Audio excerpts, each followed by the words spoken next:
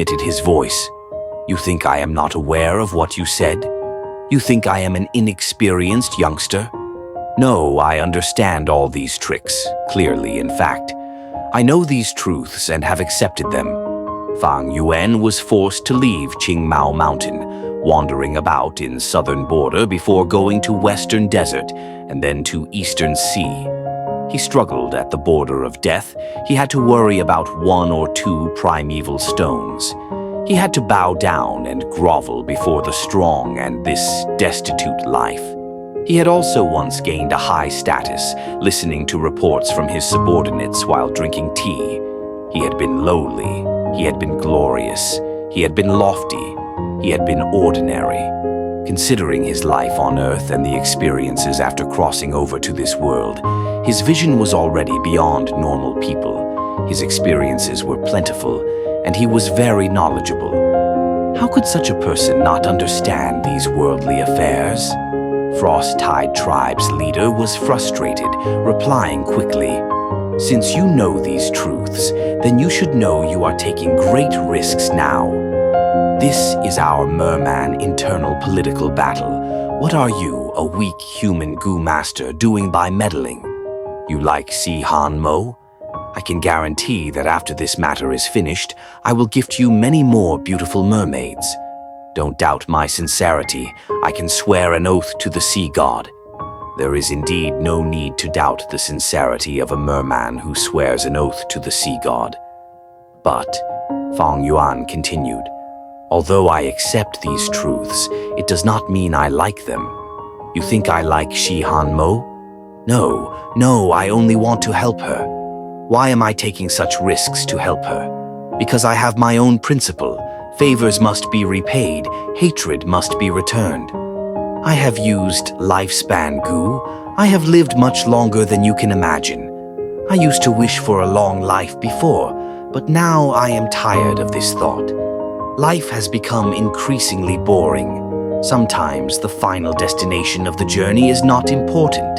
The important thing is the process of the journey and how you feel during the journey." Frost-Tide Tribe's leader involuntarily opened his eyes wide at these words. It was hard for him to understand Fang Yuan's way of life. "You are saying the position of saintess is not important. The important thing is helping Si Han Mo in this competition?" "Correct, but there is still more. You talked of the dark side of politics and promised to gift me mermaid beauties. Both have no importance to me. Let me put it this way so you might understand a little.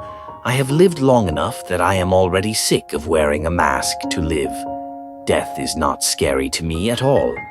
Right now, I only want to live using my truest emotions and feelings. I will achieve my goals in my own way. Only by living like this can I feel the excitement of life and the desire towards living." Frost-Tide Tribe's leader was dumbstruck and stupefied. He finally understood as he shouted, "So that's it. You are a lunatic. You have said so much, but they are nothing more than saying you have lived long enough and don't want to live anymore. So be it. You were a goo immortal. But you, a mere rank 3 goo master, want to live life your own way? You are dreaming." Fang Yuan smiled. "You think becoming a goo immortal can allow people to live according to their will? Live without wearing a mask? A place with people has society and conflict. Survival and living are 2 different things. The way you want to live does not have to depend on your strength and cultivation level, but your own heart." After a brief pause, Fang Yuan continued, "Actually, low strength is also quite interesting. When you live without a mask, low strength will allow you to face more difficulties and challenges of reality. Surpass these difficulties, face these challenges, and life becomes much more wonderful." Frost-Tide Tribe's leader stood stupefied. His eyes and mouth were wide open as he was unable to say anything. His sight moved across the crowd of people, landing on Fang Yuan. He saw a slight smile. A chill rose in his heart. This person has such strange and deviant thoughts that differ from common logic. He has an inclination towards self-destruction. He has likely turned demonic. It would not matter if he did not play by the rules. The more terrifying thing was, he did not think according to the rules. His thought process was completely different from ordinary people. He was already too far away from the norm. This was a demon. This is a true demon. Frost Tide Tribe's leader felt a chill. He felt this was Fang Yuan's true nature, even though Fang Yuan did not wantonly slaughter lives, even though Fang Yuan currently still committed acts of kindness, like repaying favors. Frost Tide Tribe's leader felt a deep powerlessness at the same time. If it were an inexperienced youngster, he could have disguised himself as a senior to guide him and let him know the complexities and some dark truths of society. But Fang Yuan understood them well. He almost knew everything way too clearly. What made him even more helpless was that Fang Yuan's thoughts completely differed from others. He is too strong-minded and stubborn. He clearly only has rank 3 cultivation. How dare he? Unreasonable, a lunatic, a madman. He is too arrogant. He actually shows contempt for life and death. Right. He does not even fear death. What would he not dare to do? All the wealth, beauties, and status in the world might be useless when compared to his own true feelings. What else do I have to entice him? Frost Tide Tribe's leader was going crazy. The more he thought, the more he realized, the more he knew Fang Yuan had no fear and would not be enticed. There might be a day when he is enticed, but it would be because he himself wanted to be enticed, and it would be his genuine intention. It was not easy for people to live in this world. That was the case for mermen as well. Frost Tide Tribe's leader had high authority and status, but it was even harder for him.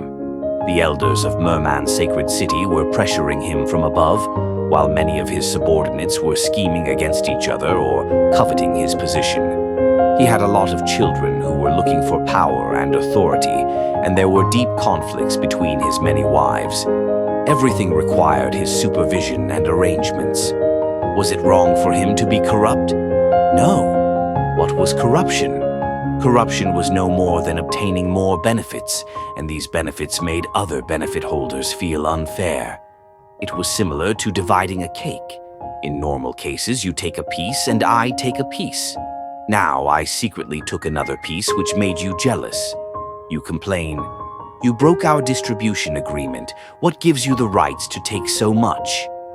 This was corruption. Did you think the Grand Elder's side, which supports the Saintess, was not corrupt? There would be more or less some corruption. Even if the Grand Elder herself was not corrupt, what about her subordinates, her children? It was just that they were not as heavily corrupt as Frost Tide Tribe's leader. Even if the Grand Elder's side was completely free from corruption, they were still higher-ups, people who enjoyed the cake, and also people who exploited others. From this aspect, everyone was an exploiter. What difference was there? They were all the same. So, Frost Tide Tribe's leader had never felt his corruption was wrong. He only wanted to obtain more wealth, beauties, and authority. As his corruption increased, he was gradually pushing beyond the distribution agreement. But he did not want to stop. The greed in him did not allow him to stop. No, it is not greed. It is my aspiration. Many times, Frost Tide Tribe's leader would shout this inwardly. There was a joke which was not a joke. The father asked his son, "What is your aspiration when you grow up?" The son replied, "I want wealth and beauties." The father slapped his son. The son replied again, "I want career and love." The father smiled and nodded his head lightly. Therefore, while career and love were aspirations, wealth and beauties were also aspirations. So, Frost Tide Tribe's leader was confident in himself. Was there anything wrong with him chasing wealth, beauties, authority, and fame? Did you think it was crude? These were all aspirations. Which person's life was not filled with such aspirations? Frost Tide Tribe's leader liked this aspiration from deep down because this aspiration spurred him on and also enticed others to pay and sacrifice for their aspirations and help him, Frost Tide Tribe's leader, to achieve his aspiration. There was nothing wrong with his corruption. This was his aspiration. Aspirations should be practical and required effort to reach. When Frost Tide Tribe's leader fell into corruption for the first time, he knew there would be a time when he would be opposed and blamed by others. But so what? These were natural and were difficulties and pains that he must experience in realizing his aspiration. As long as he passed these difficulties and subdued this suffering, Frost Tide Tribe's leader could realize his aspiration. As long as he used a series of political techniques like secret manipulation, indirect approaches, threats, and so on, he could realize his aspiration. Frost Tide Tribe's leader, who had an authoritative status for a long time, was confident in this aspect. He indeed had the capital to be confident. If not for Fang Yuan appearing out of nowhere, he would have already pushed down Zihan Mo and promoted his own pawn to the saintess position. Once he accomplishes this, he would have defeated the Grand Elder and successfully defended the fruits of success from his corruption. He would then use the puppet saintess to issue several policies which would be for a good future of the mermen and also for Sacred City. He would be able to turn his corrupted history into legal events that would clear his reputation for good. At that time, who could say he was corrupted? But right when Frost Tide Tribe's leader was about to succeed, he failed. He completely failed. Because he ran into Fang Yuan, this person had no aspirations. No, that was not exactly right. Frost Tide Tribe's leader believed Fang Yuan liked wealth, beauties, power, and fame too, but he liked to live by his own feelings even more. That was his aspiration. What was the point of having such a grand aspiration? With such an aspiration, wouldn't the majority of other people end up looking crude and ordinary? He was really courting death. Frost Tide Tribe's leader gritted his teeth with hatred. This hatred was intensified because of an unknown fear in the depths of his heart. Frost Tide Tribe's leader wished he could flay Fang Yuan. He wished Fang Yuan would immediately die. But he could not do so right now, as this was the Sea God ceremony. The final song. Zihan Mo and Fang Yuan walked to the stage together. Fang Yuan played the accompaniment while Zihan Mo's song spread to the surroundings one. The blue sea is laughing, the tidal waves are surging, drifting with the waves, only caring about today. Heaven laughs at this hectic mortal world. Who will win? Who will lose? Only heaven knows. Human lives have ups and downs like the waves, sometimes high, sometimes low. Why do we have to be always concerned about victory or defeat? The natural romanticism intoxicated the crowd.